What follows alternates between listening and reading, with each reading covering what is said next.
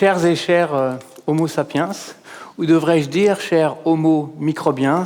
car je me propose ici de réhabiliter le microbe comme un allié santé pour nous humains qui sommes le dernier maillon de cette lignée apparue sur la Terre il y a 1,3 million d'années et qui avons connu l'infection microbienne comme une cause majeure de mortalité. Les travaux de Robert Koch et Louis Pasteur à la fin du 19e nous avaient éclairé sur le concept de microbes pathogènes, de microbes agresseurs et donné cette vision qui est encore très profondément ancrée aujourd'hui dans la perception qu'on a du monde qui nous entoure. Dans ce contexte, à travers le développement de l'hygiène, à travers également la construction de l'amélioration de la médecine de façon assez vertigineuse depuis 1950, avec les vaccins, avec les antibiotiques, on avait appris à contrôler de mieux en mieux la relation entre l'homme et les microbes agresseurs, et ce faisant, augmenter considérablement l'espérance de vie humaine. Dans le même temps, ce que nous éclairaient les études de grandes populations, c'est que progressivement, les grandes pathologies de société moderne, l'obésité, le diabète, les cancers, les allergies, prenaient le pas sur les infections et devenaient des menaces majeures en termes de longévité humaine.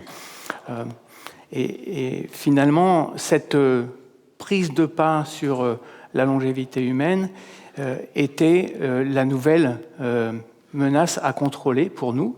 L'OMS nous dit aujourd'hui qu'une personne sur 4 sera atteinte de l'une ou l'autre de ces grandes pathologies de société d'ici 2025. Et dans les pays modernes aujourd'hui, le constat est que probablement l'espérance de vie entame une diminution. Nous avons appris au tournant du siècle à caractériser les écosystèmes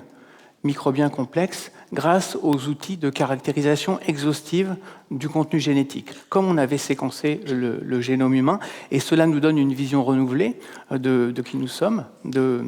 nos microbiotes, ce qu'on appelle aujourd'hui nos microbiotes. Chacun de nous est en contact étroit avec 50 000 milliards de bactéries au quotidien, en permanence, d'autres micro-organismes encore qui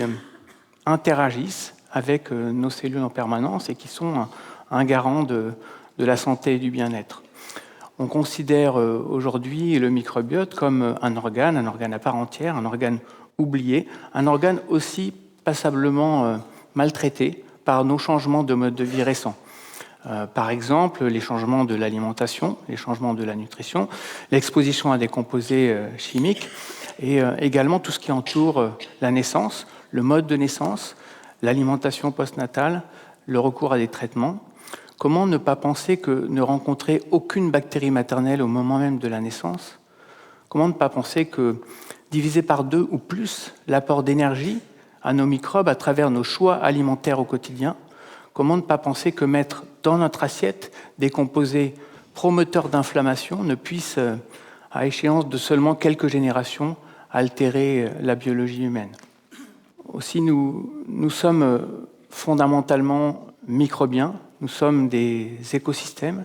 des symbioses, et ce microbiote que l'on construit à partir de la naissance et qui nous accompagne toute la vie interagit en permanence avec tous nos organes. Les outils modernes de la science nous disent aujourd'hui que toutes les grandes pathologies de société moderne, inflammatoires, métaboliques, auto-immunes, les maladies dégénératives, neuropsychiatriques comme la dépression ou l'autisme, sont concernées par une altération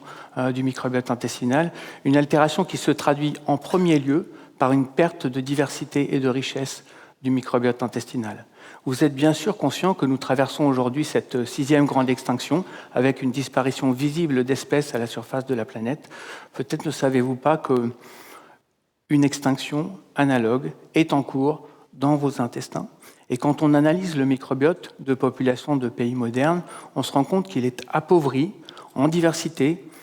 à travers tous les âges de la vie par rapport à celui de populations de pays restés à l'écart de la modernité. Une perte de richesse et de diversité qui s'accompagne d'une plus grande fragilité face aux maladies chroniques et à leurs comorbidités.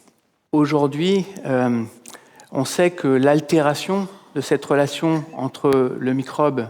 et l'hôte s'accompagne de causalité circulaire. on a cette altération du microbiote, on a cette altération de la perméabilité intestinale, on a cette altération du stress oxydant, on a cette altération de l'inflammation, et ces éléments peuvent s'auto-entretenir en un cercle vicieux qui sera bien difficile de rompre si l'on ne s'adresse que à l'homme et ses symptômes, ou très difficile de rompre si l'on ne s'adresse qu'au microbiote, comme peut le faire la nutrition. Le défi qui se présente à nous est donc de réinterpréter l'organisme humain comme une réelle symbiose entre l'hôte et ses microbes, et ce faisant de réinventer la nutrition préventive et la médecine dans une vision à la fois holistique et personnalisée.